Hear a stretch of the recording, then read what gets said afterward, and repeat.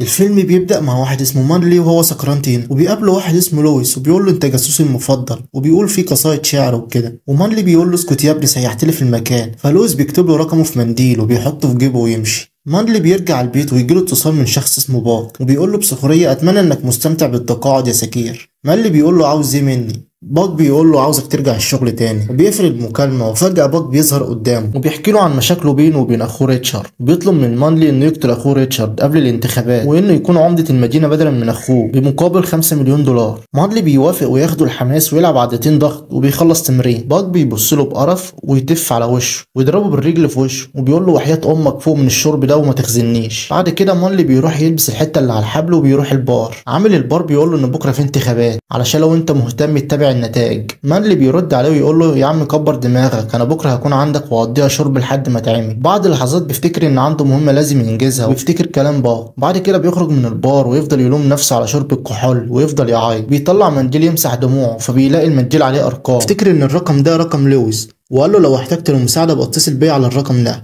بعد كده بيتصل بلويس علشان يساعده في المهم وبيروح بيت لويس، ولويس بيتفاجئ ان مانلي عنده. بيسأله لويس محتاجني اساعدك في ايه؟ مانلي بيقول له ان مهمته هي قتل ريتشي كاش وان الموضوع ده لازم ينتهي قبل الانتخابات. لويس بيوافق وبيفتح الكمبيوتر وبيعرف معلومات عن ريتشي وموقعه وعدد الحراس. بعد كده بيظهر ريتشي وهو ماسك واحد بيعدمه العافيه علشان استبدل يونيفورم الشركه بلبس تاني. المسكين قاعد يتأسف له بس ريتشي فقع عينه وبعد كده موته. على الجانب الاخر مانلي ولويس بيجهزوا للمهمه. مانلي بيركب العربيه ورايح لموقع ريتشارد، وهو في الطريق بيشوف متظاهرين قدام الشركه، والمتظاهرين دول مش موافقين على سياسه ريتشارد ومش بيحبوه. مانلي بينزل من العربيه وبيلاقي 2 من الحراس فبيقتل واحد. التاني بيقول له ان عنده عيله وبيترجاه ما يقتلهوش، فبيصعب عليه مانلي ويسيبه ويمشي. مانلي بيدخل جوه الشركه ويقتل كل الحراس، فمراقب الكاميرات مصدوم من اللي بيشوفه فبيشغل اجهزه الانذار. توني بيقول لريتشي ان مانلي هنا، وريتشي بيكمل كلامه مع الصحافه ولا على باله. مانلي بيضرب واحد من الحراس علشان ياخد منه كود فتح البوابه اللي بتوصله الى ريتشي، لكن لويس بيقدر يخترق البوابه ويعرف الكود ويفتح البوابه. مانلي بيدخل البوابه وبيقابل حارس عملاق جوه. مانلي بياخد شويه ضرب حلوين بس بيقدر يعمل قوس من بقايا حديد كان جنبه، فبيضرب السهم في راس الحارس وبيقع على الارض. لكن الحارس بيقوم تاني ويمسك مانلي من رقبته، لكن مانلي بيستخدم جهاز مستخرج القلب، بياخد قلب الحارس بالجهاز وبيموت.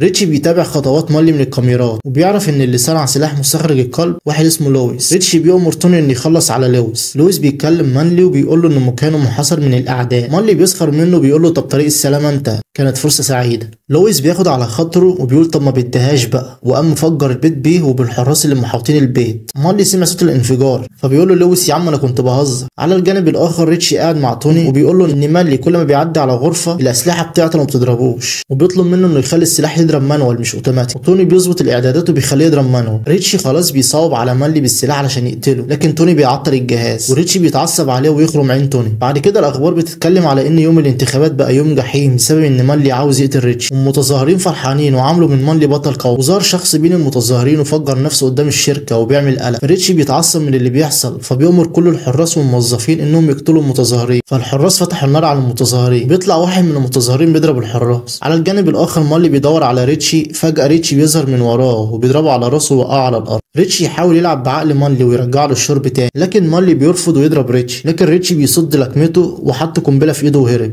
ريتشي بيبص على ايده بيلاقي قنبله فبيرميها ويهرب. البرج كله بيتدمر والمتظاهرين بيفرحوا. بعد كده مانلي وريتشي بيواجهوا بعض تاني. ريتشي بيحط عمله على راسه وبيتحول لوحش. ريتشي بيضرب مانلي لكن لويس بيظهر فجاه ويحمي مانلي من الضربه ويتصاب هو. مانلي بياخد لويس ويهرب من البوابه. لويس بيدي لمانلي رساله وداع يديها لابن عمه بيتر، ولويس بيتوكل على الله يودع. مانلي وهو ماشي بتظهر ايد ماسكه رجله، بيبص عليه بيلاقيه توني مش مصدق انه شاف شريكه القديم. وهنا بنعرف ليه توني عطل الجهاز علشان يحمي مانلي. توني بيطلب منه انه يقتل ريتشي وهو كمان بيودع. مانلي ماشي وبيدور على ريتشي، وفجاه ريتشي يظهر قدامه ويعدم مانلي العافيه. مانلي بيقدر يصنع قوس ويضرب ريتشي بيه، لكن ريتشي يمسك السهم ويرشاه في جسم مانلي. بعد شويه تفكير مانلي بيعرف ان ريتشي هو اللي قتل ابوه وامه، وريتشي بيكمل ضرب فيه. ومانلي بيجمع قوته علشان ينتقم لامه وابوه واصدقائه، وبيضرب ريتشي بضربه قويه على راسه تفقده قوته. بعد كده بياخد قلبه ويحطه في بقه، وبكده تنتهي قصة ريتشي. بعد كده القنوات الإخبارية بتتكلم على إن خلاص ريتشي وفساده انتهى وإن أخوه بقى هو العمدة. مانلي بيروح لباك وبيتكلموا شوية، فباك بيعرض عليه مشروب، لكن مانلي بقى محترم بطل يشرب الحاجات الوحشة دي. بعد كده باك بيكشف عن نواياه ويتكلم بطريقة كلها خبث وكراهية تجاه الناس. مانلي مستغرب من اللي بيسمعه وإن مايك هيظلم الناس زي ما أخوه كان بيعمل. وهنا مانلي كان لازم يتدخل، فضرب مايك في مكان حساس نطره من البر ووقع على تمثال أخوه ومات. بعد كده مانلي بيلبس بدلة الطيران بتاعت مايك وبيطير بيها في السماء وبيدمر البرج كله. وهنا بينتهي فيلم. فيلمنا. ما تنساش تعمل لايك واشتراك للقناة.